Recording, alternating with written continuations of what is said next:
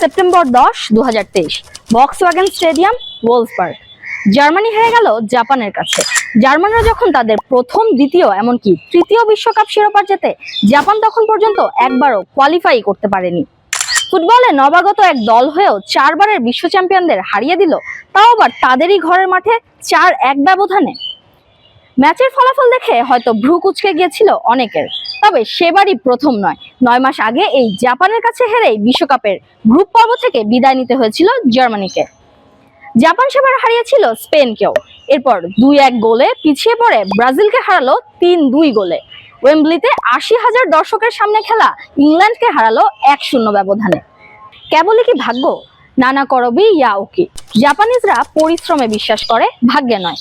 Every great super hero has a painful origin story. জাপানের জন্য ওই অধ্যায়টা ছিল অক্টোবর 28, 1993, দ্য ট্র্যাজেডি অফ দোহা। প্রথমবারের মতো বিশ্বকাপে কোয়ালিফাই করা থেকে জাপান তখন 1 মিনিটের দূরত্বে। ওই 1 মিনিটে ওমর সালমানের 1 গোলে স্বপ্ন ভেঙে চুরমার হয়ে যায় ব্লু সামুরাইদের। 2-2 সমতায় শেষ হয় ম্যাচটি। গোল ব্যবধানে এগিয়ে থেকে বিশ্বকাপে যায় দক্ষিণ কোরিয়া, বাদ পড়ে জাপান। ওই এক ম্যাচ, ওই এক ড্র বদলে দেয় জাপানকে। Now Japan was the kind of nation and still now, যেখানে হঠাৎ করে কোনো পরিবর্তন নিয়ে আসা সম্ভব ছিল না। স্পেশালি ফুটবলের জন্য যে ধরনের সামাজিক সাংস্কৃতিক কাঠামো প্রয়োজন ছিল, সেটা তখন ওভারনাইট বাস্তবায়ন করা যেত না। এবং জাপান ফুটবল অ্যাসোসিয়েশনও ফুটবলে ওভারনাইট কোনো জাগরণ ঘটিয়ে ফেলতে চায়নি।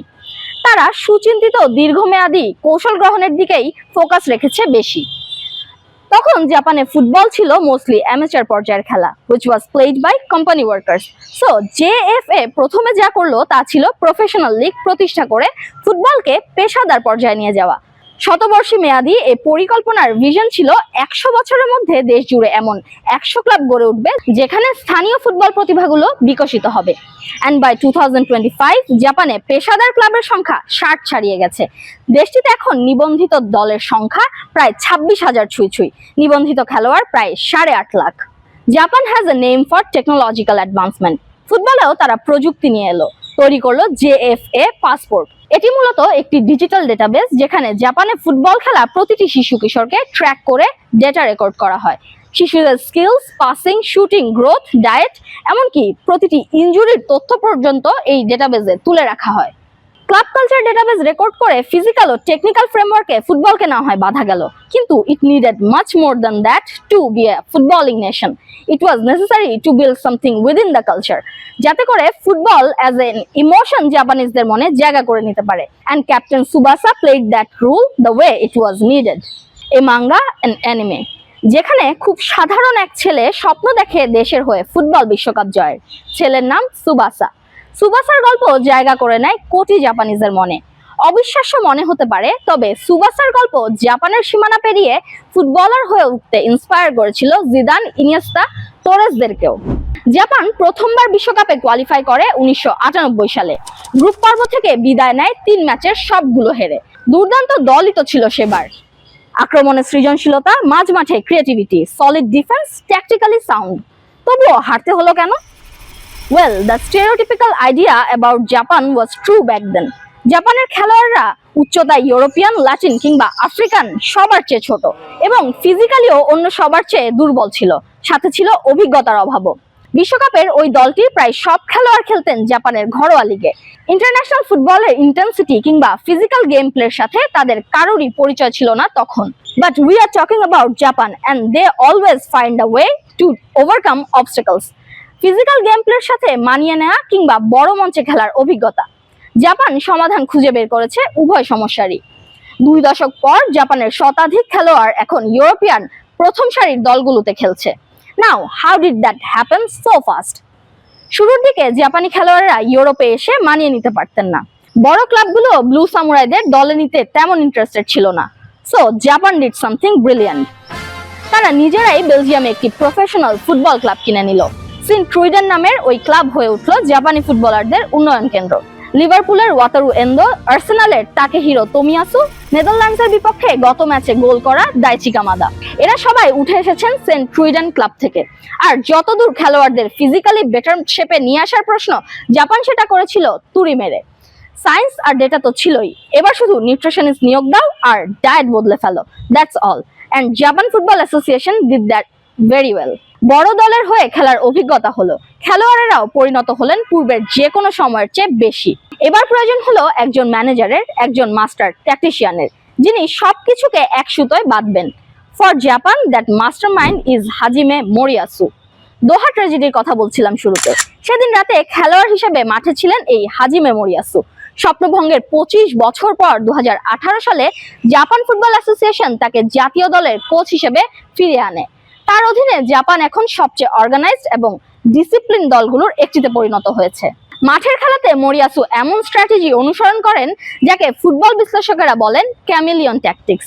না, হোয়াট ইজ দ্যাট? এর মানে হলো প্রতিপক্ষের খেলার ধরন অনুযায়ী মাঠে নিজেদের অ্যাডাপ্ট করে নেওয়া।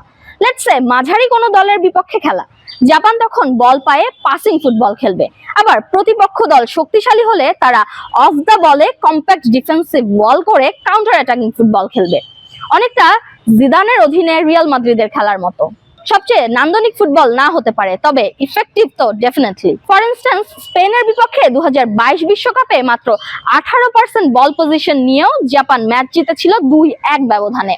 ইনজুরির কারণে এবার জাপানের বিশ্বকাপ দলে নেই প্রধান 3 তারকা কাইরো মিতোমা, তাকুমি মিনামিনো ও ওয়াতারু এন্দো।